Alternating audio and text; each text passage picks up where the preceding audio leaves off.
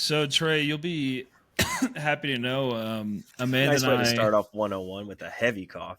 Amanda I'm and just I joking. were just watching Geostorm, and they say the name of the movie very I often in love that when they say movie. the name of the movie in the movie. That makes the movie so much better because Geostorm was probably a 4, and that upped it because of the amount of times they said it. Now it's probably a 6.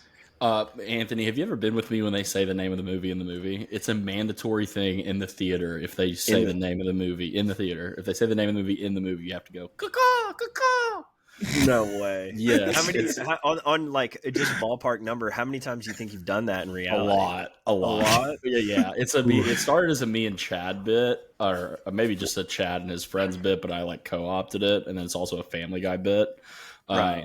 But it is a lot of fun to just randomly in a movie yell out caw because everyone's like, "What the fuck?" And you're like, If like they did the thing. I have to do the thing, right. Well, I'm curious to know how like strict you are with your rules because, like, say if you went and saw Spider-Man, I mean, are you just cacawing the entire time, or they is would it have to say the Far From Spider-Man Home into or the some Spider-Verse? Yeah, there have to be like, wow, Spider-Man's far from home. Like it has to be, it has to be The whole exact title. Wow, Gotcha. Thunder Gun 6. I respect more that.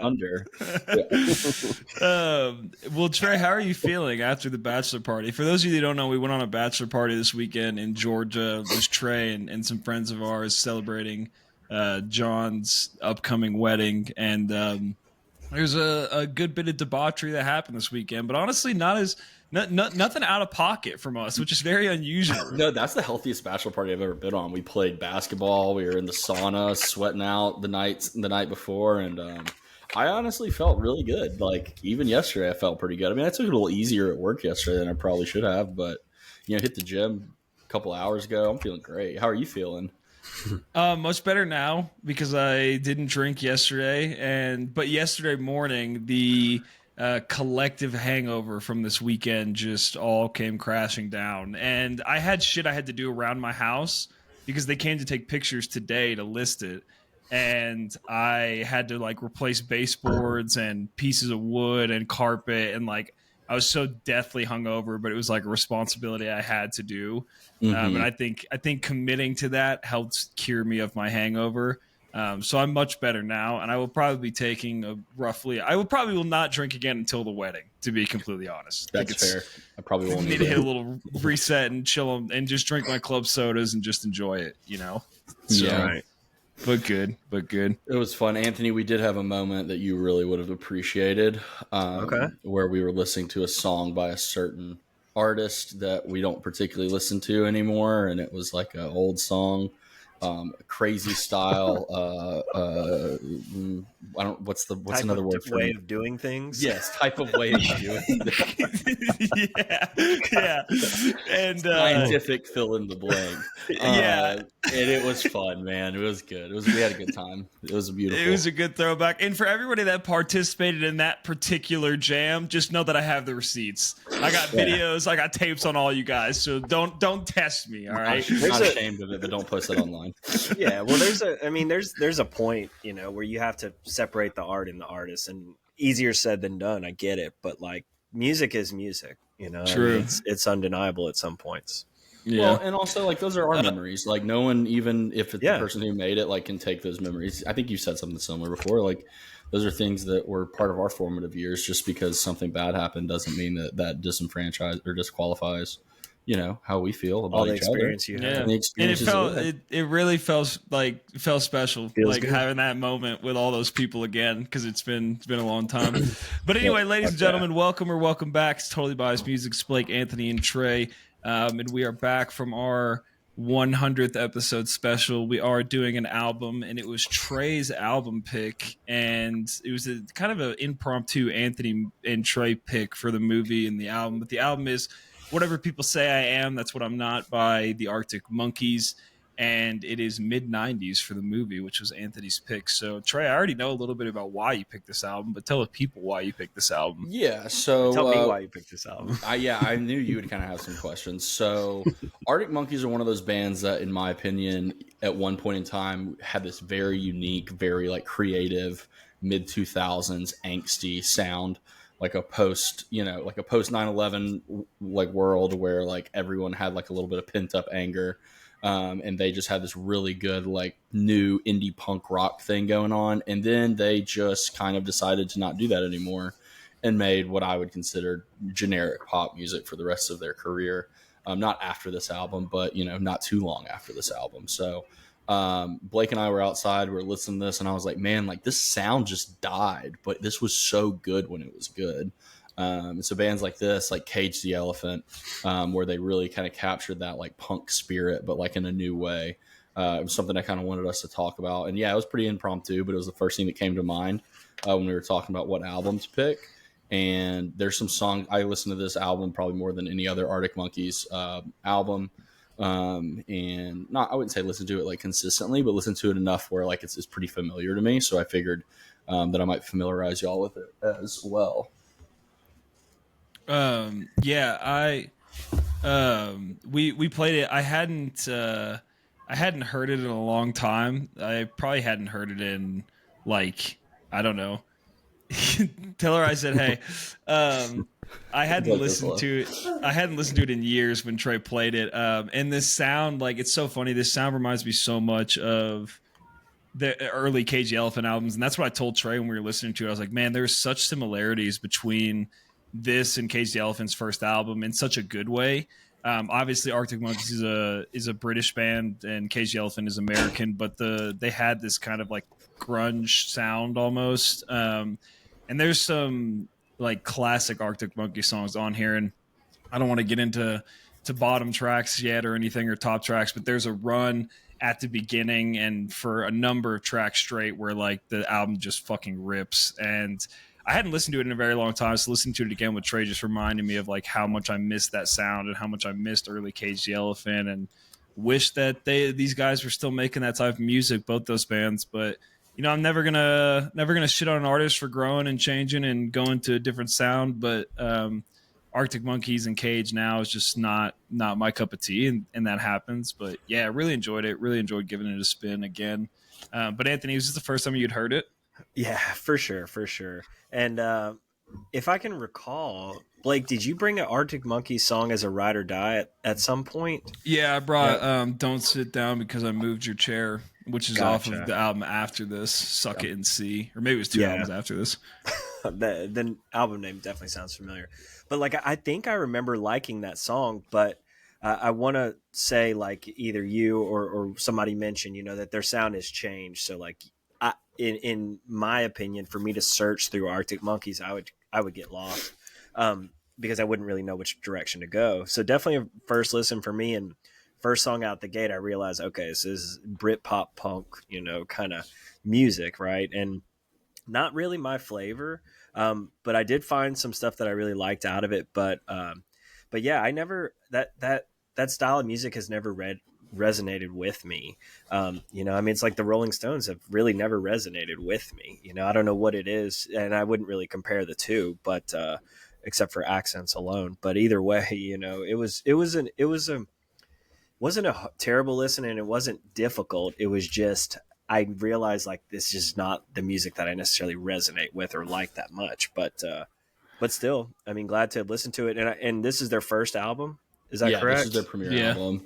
Gotcha. So I mean, that says a lot, and I know they're really well received too as a band. Yeah, I was curious how you were going to feel about it, just because part of it I thought that you would like some of like the heavy might be the wrong word, but like quick paced, like almost like violent nature of it. But then it's also like kind of pop punky, and I know that's not typically your genre of choice. So did you listen to?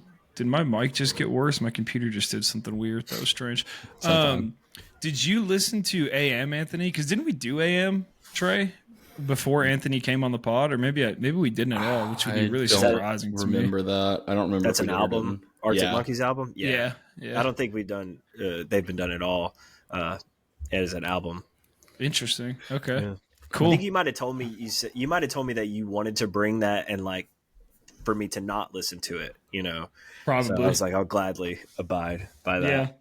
But did y'all So this is 2006, so like high school times, right? Or Blake's like about to be there, right? Blake was like in elementary school, I think.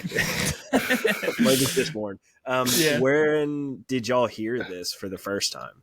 Was it when it came out, or was somebody exposing you to this? Like, how does that even get on your radar? Probably early college. Gotcha. Suck It and See, I think, was probably the first like Arctic Monkeys album that I listened to, like close to the time that it came out. That came out in 2011, so that would have been my senior year of high school. And so probably went backwards to find this. Gotcha. Yeah, I listened to AM first and listened to AM for a while before going into anything else because AM was very Tumblr, and that was around the time that I would have been on Tumblr. And so I probably like just saw it and heard it through Tumblr because a lot of the lyrics are like those types of people that really liked it. So that's kind of what drew me into it. And then, worked backwards from there. So it's been a while since I first heard it. For sure. Gotcha. Well, with that being said, Anthony, you can start us off. Give us the positive first. Give us those top tracks. Yeah, so I've got 3 for sure. Number 3, and these tracks are not the punk, like they don't have punk. Some of them have some blends into it. So my number 3 track is Marty Bum, and I wrote it's a nice blend between this upbeat tempo and this kind of flow smoothness. And I wrote the track breathes like some of the other tracks that were up tempo and stay up tempo for me. I'll talk about it in a little bit. It's not, like I said, I want to be able to digest what I'm getting at versus getting kind of smashed with it. But Marty Bum is a great blend for that type of approach of music for me. So I really enjoyed it. In fact, the middle of the album, I really did enjoy a lot. I got a lot of dots going down the line. My number 2 track is Riot Van. There's a really smooth, interesting, wavy like guitar sound throughout this track, and I also like the punk aspect of the storytelling of this song. Of just getting arrested and talking shit. Like, what do you mean, cops? There's a certain age you have to drink this stuff or whatever. So I enjoyed that. Again, right in the middle of this album. And my top track is the last track on this album, A Certain Romance. Again, not punky at all, but beautiful, and also really showcases the instrumentation. I mean, there's a really, really wild drum intro. I feel like there was another track on this album that really featured the drums well, but not a whole lot really laced throughout. But the last track, love how it kicks it off. Really great bass line going throughout this song, and honestly, I think a beautiful way to end this type of album. An album like this that is really front heavy, pun intended, and then ends with some really melodies and some kind of beauty and a lot of space in the last track too. Really enjoyed it. So Certain Romance is a favorite track on this album. Very nice. Trey? Top 3 for me. I've been kind of going back and forth on like the order of these, so take them as you get them, but probably honorable mention, I'll start with that, is Dancing Shoes. A lot of these songs are just kind of this like perspective of like being at a club or like being out, like having a night partying and stuff. Like in a way, it's kind of a concept album. But I just like the call to action of Dancing Shoes from like a lyrical perspective, and then that like deep, like I guess it's almost like a tom tom, like that drum beat, dun dun dun dun dun dun dun dun dun dun. Is like kind of gives you that like old school like Ramones type punk feel. That's what it was, which is what I like a lot. And then I bet that You Look Good on the Dance Floor. That song is my number 3. Just because like it's like just a guy, like the whole like concept of it is like just like hitting on some girl or whatever and saying like, hey, I bet you like to have fun. Like, doesn't matter if you're here for romance or like if you're just here to party. Like either way, I bet you look good on the dance floor. Here for a good time, not a long time, or baby. Maybe here for a long time. Like let's get married. Maybe on the dance floor, okay, or whatever. There's something. Number 2, I have Riot Van. I love this like that little like down tempo break of something being like the album being so quick. There's other songs that like I would put on my bottom 3 that are like in this more in this vein, just because like I don't know how well they like flow within the album itself, but this is a really cool like cut off. And I actually remember like thinking this when you and I were listening to this album over the weekend, Blake. I was like, this is so like unique for them to just like kind of cut the energy here. And so yeah, that's my number 2. And then perhaps Vampires is a bit strong, but ... I love everything the song is saying. Like this, like the kind of the idea of like, you guys suck. Like, I'm done with this party. Like, let me go home. Like, all you people are fucking vampires. Bro's not having a good time. Yeah, like he said, I can't believe that you drove all that way. Well, how much did they pay you? How much did they pay you? You'd have been better to stay around our way. Think about things, but not actually doing the thing, because all you people are vampires. Like, I just like, it's just like kind of an ultimate punk, like fuck you, and fuck you, because you know what, fuck you. That's why. Yeah. So yeah, I love that song, and that would be a go-to if I'm just gonna like turn something quick on from this album. Nice. Blake. So hang on, I need to pull up lyrics real quick. Can somebody fill air while I do this? Yeah, I mean, honestly, I've been filling air over here like nonstop. You know what I mean? I ate some chicken, and my sister just walked in, and I feel really bad. She was trying to get me to unscrew her water. I was wondering what was going on. She was like, there. She's like, I'm sorry, can you unscrew this? And I guess what? I'm really sad to admit that I was not able to get that cap off. Really? Wow. Yeah, so that thing's on. That thing, I'm pretty freaking strong, dude. So like, yeah. the thing must just be on there. Okay, so for my top 3 tracks, for number 3, I had Dancing Shoes. And Dancing Shoes, so there's 2 separate parts I really like. So I like that the very brief chorus it has. It's almost like a breakdown in the beat, right? It gets really drum heavy. And I just love the only reason that you came for, so what you scared for? Like, I just love the way that he's singing. And it's just a lot of this album is like super, the pop punk aspect is super entertaining to me, because I just love I love head bobbing music, man. Like, I have to say that I don't get tired of it. And maybe that's just like, maybe that's not a really deep way to look at music, brother, but it's the way that I look at music, and that's all that matters. So I really like that song. Number 2 for me is From the Ritz to the Rubble, which starts off a little bit slower and then picks up in pace pretty dramatically. And I don't know, I got a vibe partially because of the lyrics of the album, but also just the candor and tempo of the music. Like, I just felt like I was at a party, man. Just felt like I was bouncing from London pub to London pub, and then going to a London house party, and it's 2006, and I'm just smoking cigarettes and having the time of my life, man. And From the Ritz to the Rubble is kind of like, everything feels like it's coming to a head musically. It's like you're too drunk now, and you're kind of spinning a little bit, and everything is rattling, and like that's the vibe I got from the Ritz to the Rubble.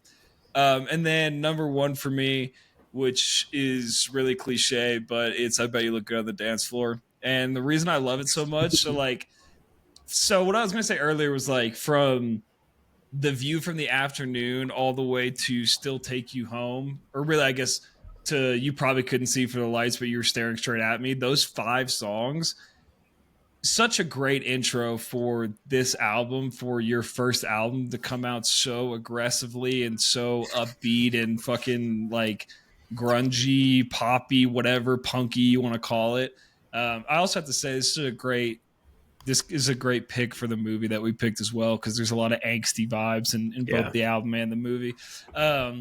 But I Bet You Look Good on the Dance Floor starts with like, almost, there's like a feedback sound, and the notes are kind of jarring in a way that they don't sound musically correct in a weird way, but it works so well.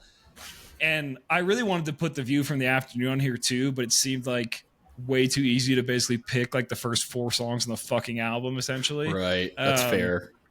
But View from the Afternoon is also really great. But I think like, even if they would have started with I Bet You Look Good on the Dance Floor, that it would have been a perfect intro track. And Trey said a lot about it as well, but really great song. So those are my top 3 with a little honorable mention from The View from the Afternoon. Well, I'm glad, Trey, that you mentioned something about how almost every song can be taken from the perspective of being in that moment, at that place, at that time too. Because as I was listening, I'm like, these are very observational, like, lyrics too. Like, he's talking about the girl over there, or the cops that came that night, or whatever. So it was I'm glad to get some kind of validation along those lines. Are the rest of their stuff kind of like concept like thematic, I guess? I would say AM is like that too. Yeah. I don't know if it's heavy as this, but AM definitely is. Yeah, gotcha. AM's kind of romantic. Yeah, true. Interesting. Yeah. Like, what was? Never mind. The only thing that you would recognize between this album and that album is the accent, I think. Like, Gotcha. sonically. Well, see, that's Arabella's kind of like a song in here. But gotcha. yeah. I mean, like what this album showed me is that they can do this punk thing, but then they can also do other things too, and that's most what I got out of it, just purely because I don't resonate with the distortion and the heavy guitar riffs and stuff like that. Mm-hmm. So Blake may not like this, but my 3 songs are coming from the top 4. So brutal. and you know, like I said, I knew after the first listen, I know what I'm getting into, but I just have to say these songs are not my favorite on this album. I'm not going to say they're bad songs either, because like I get that music, it's just not my flavor, right? Yeah. So like I said, no particular order, but number 3, I got Fake Tales of San Francisco. I think it's the rhythm of this song. It's very like boom, bam, bam, boom, bam, bam, boom, and that along with it, just not for me. I have Dancing Shoes on here, and it could have been maybe the quirkiness of the lyrics itself, but like I said, don't think they're terrible songs, just not. I probably will never listen to them again, but y'all carry that torch for me. And the last bottom track I have is the opening one, The View from the Afternoon, and I was going to use Blake's term of jarring, but he already threw it out there. But it was jarring. I was like, oh shit, okay, this is where we're going to hang out for a little bit. Yeah, so those are my bottom 3. I love when you don't like stuff because you're so nice about it, you know. Mentally, you know, like I said, it might be a disorder, you know, to say like it's hard to find shit. It's hard for me to express why I don't like it, because I mean, like I said, I don't think it's terrible, but it's just not for you. Musical journey I've made hasn't brought me to Britain that much. I can't wait for when we pick an album and Anthony's like, this shit fucking blows. It's gonna be something. I mean, like nobody should ever listen to this again. Well, like I can remember my experiences of listening to the Justice album and listening. I knew you were gonna fucking say. I mean, like so I have Justice, you got pretty ruthless on. I have some bearings to know what I really don't like, and then I have some bearings of some shit that I just probably won't ever listen to again. So this is kind of in that lane. All right, that's fair. Trey, what do you have? All right, so my bottoms are more so like, I guess like placement and just like being a little bit tired of some of the similar sounds at some point. So my my third bottom, my most favorite, least favorite, my bottom is Still Take You Home. Just because I think by that point in the album, you've had like 6 tracks of like just kind of a similar sound, and then Riot Band kind of cuts that out, right? So that's kind of why that's in the top and this one's in the bottom. I have the same thing for A Certain Romance, just because like it reminds me of the sound that they kind of have made since this and since Suck It and See. And I like AM, don't get me wrong. Also, I just looked at that. 4 songs on AM have over 1 billion listens, which is wild. Yeah, wow. That doesn't surprise me. That album is huge. I forgot how big that album was. Shout out Tumblr. Yeah, right. Hey, Tumblr's great. I miss Tumblr. I miss the Tumblr days, to be honest with you. And then I have When the Sun Goes Down, kind of for a similar reason as Still Take You Home. But I like that song in general. Like if you pull any of those out by themselves, I'm gonna like them. But it's more so in the context of this album. That's fair. Do you wish it was just like punk vein through and through, just like let it all out? Yeah, kinda. I don't know. Like I think that it's hard to do punk like in an album setting, you know, necessarily. Like that's not something that I typically listen to. So just on re-listening to this like by itself, not like in a party environment or whatever, some of those things just like wore a little heavy. Dude, I think Arctic Monkeys playing just this album at a concert would be so fucking electric. Oh, like, dude, I'd run through a brick wall. Yeah, well, like, I'd build one and I'd run through it. A live setting for that music is ideal. You know, I think that is the time and place to experience it, especially with just so much energy and just bodies moving. Right. But in a car driving, that's why I struggled. Yeah, that's fair. Drag me to an Arctic Monkeys show. I'll go. Okay. They don't do this anymore. Oh, are they done? They don't even Yeah. play anymore? No, I'm sure they They do. still play, but they don't play like this type of music for Yeah. the most part.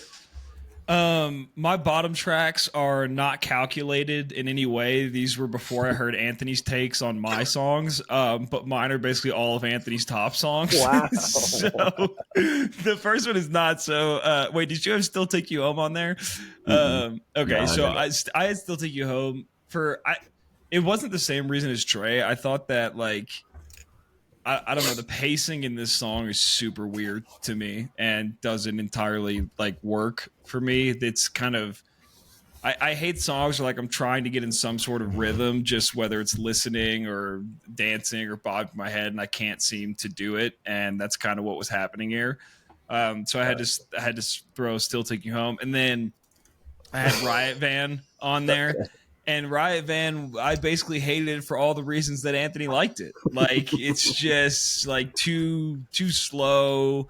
It's hard to go from like pop punk to whatever Riot Van is that's not pop punk. And here's the thing, I get why they did it, because to Trey's point, after a while, a lot of the songs start to blend together, which I think overall is my biggest gripe with the album. Because like between like I Bet You Look Good on the Dance Floor and Dancing Shoes, it's like very similar guitar sounds, very similar drum pattern, very similar beats per minute. And like, it's only a 40-minute album, so I can't make that a huge gripe. But after a while, it's like, I'm listening to a lot of the same noises right now. So I get why they put Riot Van in there, but it's like, I don't like it. So I can appreciate the concept, but not for me. And then I had Marty Bum on there for like basically the same reason. So Gotcha. yeah, not my takes, but I appreciate them trying to break up the monotony a little bit. You know, we don't need to all carry this tough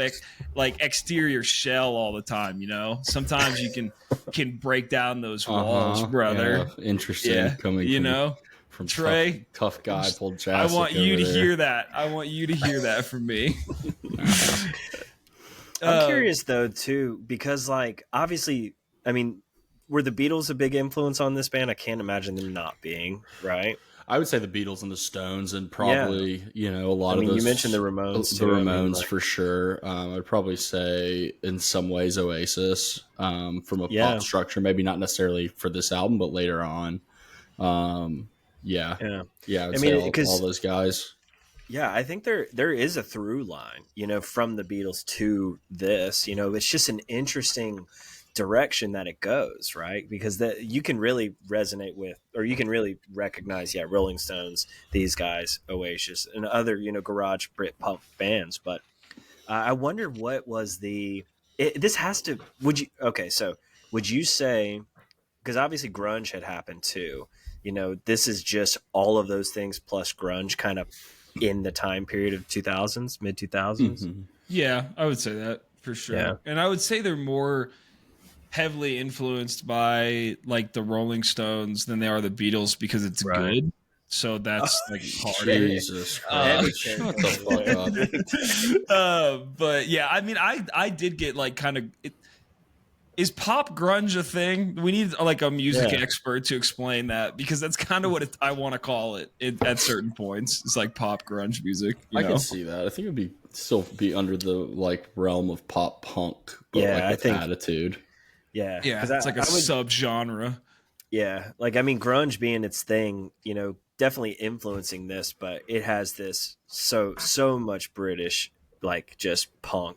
Just screaming, the English flag. Like you see it when you listen to this, right? What's really funny is when I was in England, I was with Amanda's family, and like all of them still live in England, and I put on Arctic Monkeys, like just because I was like, I'll relate to the people, and then they all started like they were singing it and they loved it, and they're like, dude, I fucking love Alex Turner, I love Arctic Monkeys. I was like, same, dude, I'm one of you guys. I'm one of you blokes, yeah. Yeah, yeah, bro. Yeah, bro. So that was cool. I got some ratings. So All right. I have a Pitchfork and a Rolling Stone rating. So Rolling Stone out of 5. What are you guys predicting? 4. I'll say 2.5. I'll go middle of the road. 'Twas a 4. Trey nailed it. Wow. Let's go. Wow. I knew And it was then- on their top 100 I'm debut so shocked. albums. Oh, nice. Yeah, I saw Really? that earlier. Mm-hmm. Nice. And then Pitchfork out of 10. What do you guys think? I'm gonna gonna say- stay in. Go ahead. Go ahead. 6.5 for me. I'm gonna stay in 6.5. line with where I was. I'm gonna say 8. It was 7.4. Nice. It says their LP was only released 2 days ago, but these Sheffield teens are already considered the UK's biggest new band since Oasis. Big talk. Big It talk. is. It Oasis. is. And hey, people love Oasis. Not us, but other people. Other Not people us. do love them. Very much. Yeah. Yeah. So let's get into our rankings. Anthony, what do you got? All right. So like I said, it's not Brutally as bad honest. not as bad as it could have been or as other albums have been, but not as great as obviously stuff I really like. So 6 out of 10 for me. Not terrible, but above the middle of the road. All right. That's higher Trey. than I would have thought. Me too. It's the first one after I- 100. I'll be generous. Yeah, that's nice of you. I'm gonna give it a 8. A little higher Okay. than what Pitchfork gave, but I really enjoy this. I think it's aged really well, and kind of like what we were talking about the other day. Like the sound just died, so there's really not that many of these albums that made it to like the mainstream, zeitgeist, and this one definitely did, and leaves a pretty lasting impression. So 8, final answer. Yeah, and that sound shouldn't have died. And we also talked about that. And I don't really understand why it did, because I know there's a market for it, but whatever. Not part of the band, not my decision. I'm going to also give it an 8. I think it aged really well. I think it was a lot of fun to listen to. It was a lot of fun to listen to it in the environment that we first listened to it. So, yeah, that was a blast. Good shit. While I was Good shit. crushing it in cornhole, and my partner was not doing as well as me. So I Oh, lost. throwing your partner under the bus Oh, because you come on, lost to me. You know because that you I was lost to playing me. well. Blake. I mean, at one point, I think I hold 3 in a row. You were playing pretty well. Thank you. But a real leader's got to put the team on their back. Real athlete will put the team on their back, will Not them to LeBron. victory. All right, so let's get into rides or dies. Who wants to lead us off? I want Trey to go first. All right. Okay. And this is why. I'll tell you. Go ahead. I sent a song, and the song that I sent was called "I Only Smoke When I Drink" by Namino. I sent this because, honestly, not really a particular reason. I was smoking cigarettes this weekend, and I kind of don't really smoke cigarettes very often anymore. I was drinking a few beers too, so I was like, I do kind of only smoke when I drink now, which is kind of a cool place to be. And True. this song has that fun little chorus, like I only smoke when I drink, and I only drink when I'm thinking too much, and I'm thinking about you. But it's got a slamming house beat. And on this podcast, sorry, Anthony, we love house music. On to forever. And We do love house music here. 2 of 3. you're gonna get there, bud. We're gonna get you there. Everyone doesn't think they Yeah. love it till they start to love it. So One day. yeah, I'm curious to hear. Really, I know Blake's gonna give it a rides, but Anthony, I'm curious to hear how you feel. Yeah, I really struggled with this. Like these types of songs, literally, they like my body physically reacts and rejects it. Like Anthony it- breaks it- out knives. He's He's like, literally- I he's had the can't. worst week on this podcast he's ever. I don't had. get headaches ever in life in like my day-to-day life, but this song literally I just instinctively reach for the volume, turn it down to like an 8, and I'm like, it just dies so hard for me. And I get the smoking while you drinking, like I get that, but just the beat pattern is so pulsating and it's so repetitive, and it just does me so wrong. So yeah, but I was curious, where did you hear this? Did you say This came from like a joint playlist that I have with somebody. this was They your listen- collaboration? I'm I listen to a It's lot on of there? house music. Can't do it. Can't do it. This is the first ride or die that I've brought that did not come from coffee shop girl playlist. All right, yeah, that's good. Good to know. It's a collaborative. I feel like you're stealing her shit. Like maybe we should replace you with her at some point. Honestly, I feel like I'm cheating on her right now. Like, I'm sorry, coffee girl, if you're listening to this. Coffee girl, you did not want this on your playlist. It's still always you. It'll always be you. So. Jesus Christ. Anyway, my opinion on the song. Obviously, first off, I was hooked with the title. I think it's a great song title because we've all been there. I mean, I don't only zin when I drink. I zin pretty well. I guess consume any liquid, and I love throwing the zinnies in when I'm drinking. But I got to go with a rides. Love the pulsating. That's the best part about it. Just gets me going, you know. And this song has a shitload, like 300 million Spotify plays or something popular. Ridiculous like that, having only come out in a year. I don't. Where are these people listening to this? Because all over the world, bigger than you could ever imagine. Yeah, we're everywhere, Anthony. Our roots run deep.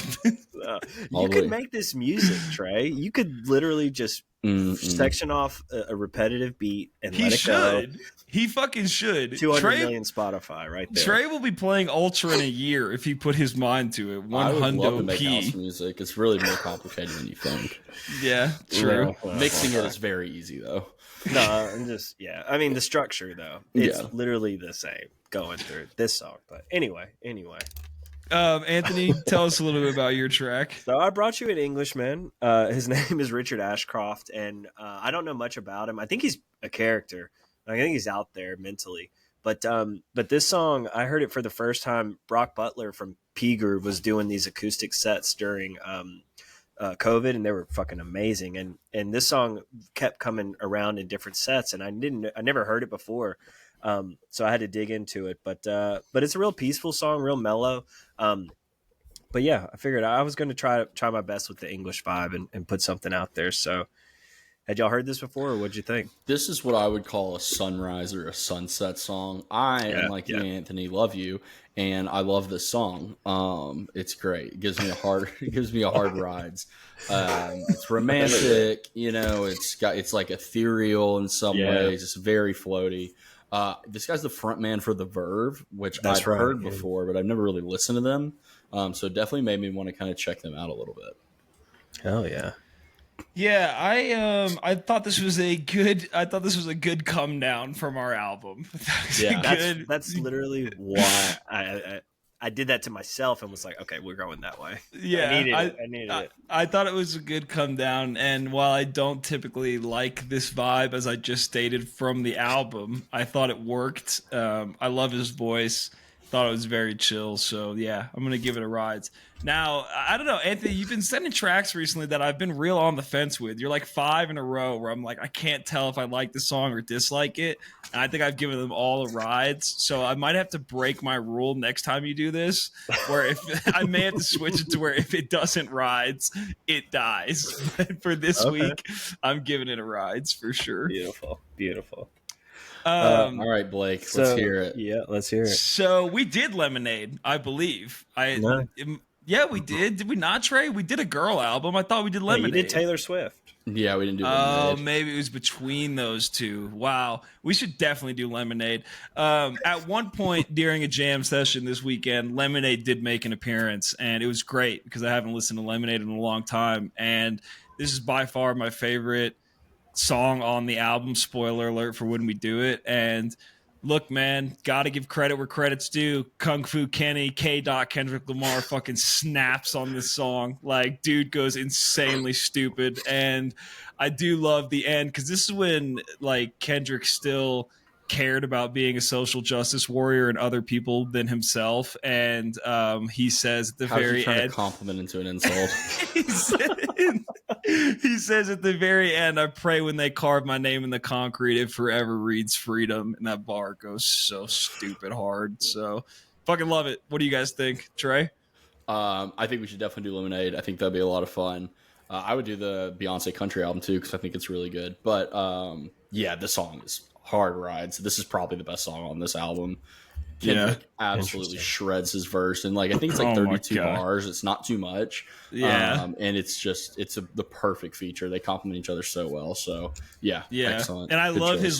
his little countdown he's doing at the beginning where the lines are like 10, 9, 8, and then ends with 5-0. It's so good.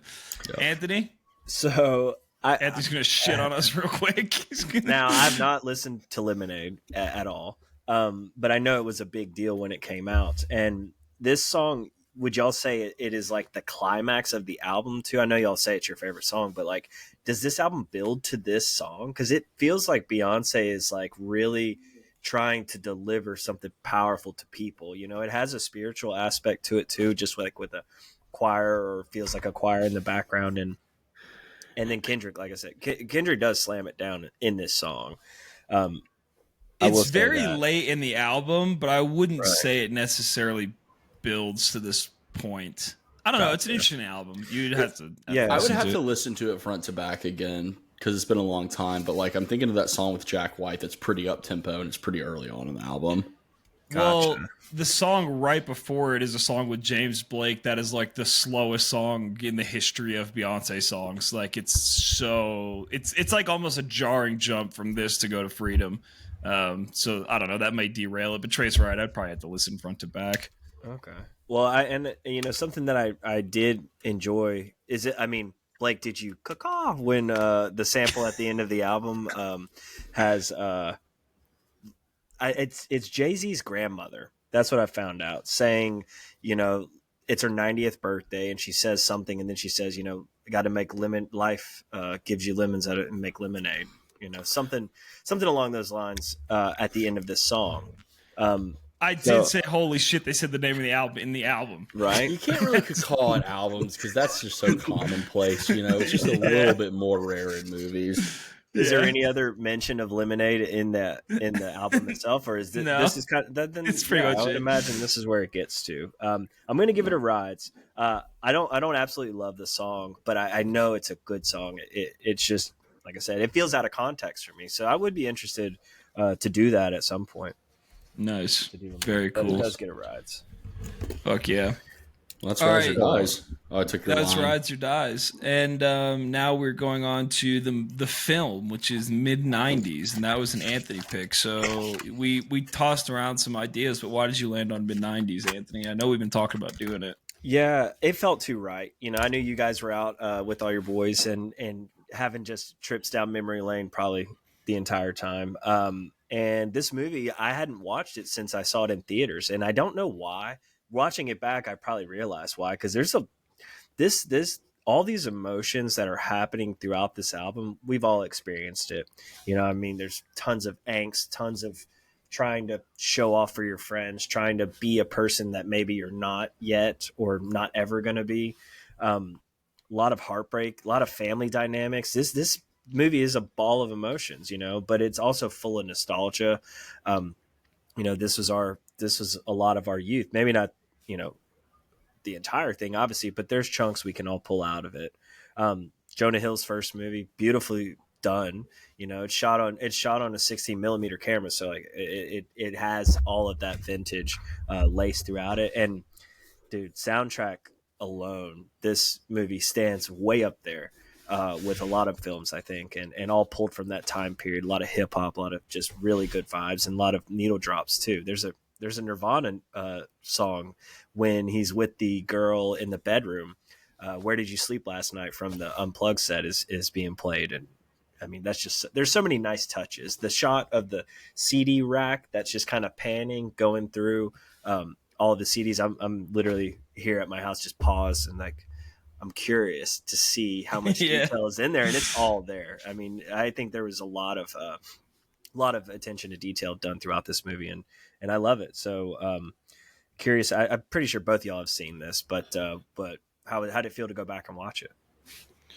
I remember enjoying it when I watched it the first time, but like I feel like I got a lot more out of it on this rewatch.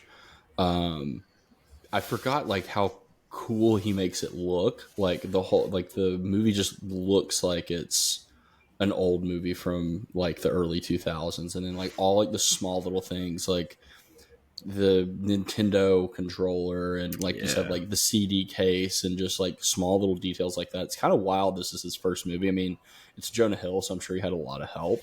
But was this the first A24 film as well? Do you know? What year No, was this? no. I A don't twenty think. four had more. No, because because Lady Bird was years before that. Okay. So it was they Well, had a never few. mind then. Either way, it's fantastic. Super nostalgic. It's pretty sad, which I enjoy. And at points a little extreme, with childhood experiences with maybe how Yeah. other people experience their childhood, not quite the same as mine. And obviously, this is happening in Los Angeles, not Birmingham, Alabama. Birmingham, Alabama, much tougher streets. But Yeah, true. obviously there's Or some hills. differences. Yeah, there's some differences there. I wasn't like super into skating, but it's more so just like the general like nostalgia of running around with your friends, getting into stuff you shouldn't be getting into. That type of like feeling is like super well documented in this.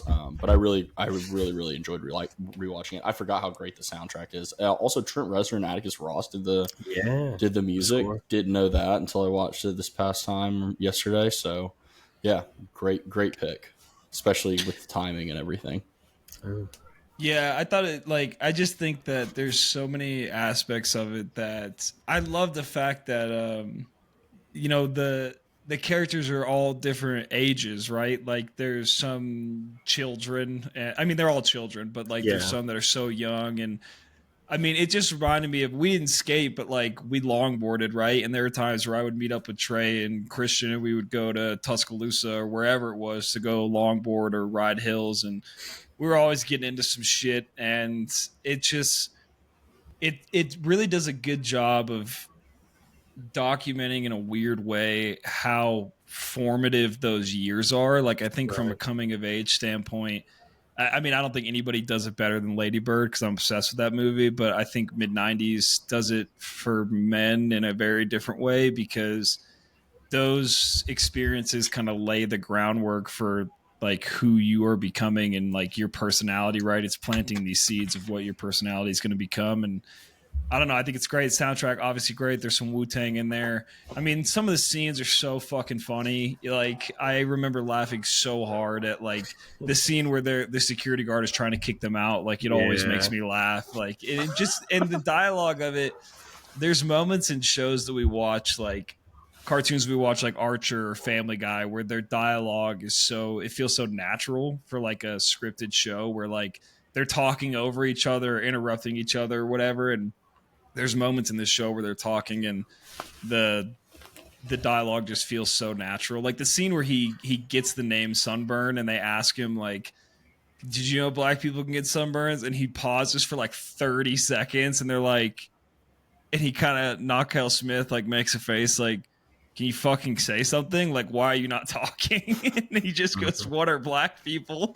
Like, it just, I just love like the dialogue seems so natural. And I will say, like, I understand why there's the dynamic with his brother, but I really don't like it. Like, I know why It's it's hard to in there. watch. Yeah, and I Yeah, know, like, I'm sure there's a lot of siblings that go through that. It's really different for me, obviously, because my sister and I were always close. So like I didn't have any sort of connection to that where I had such a strong connection to the rest of the movie.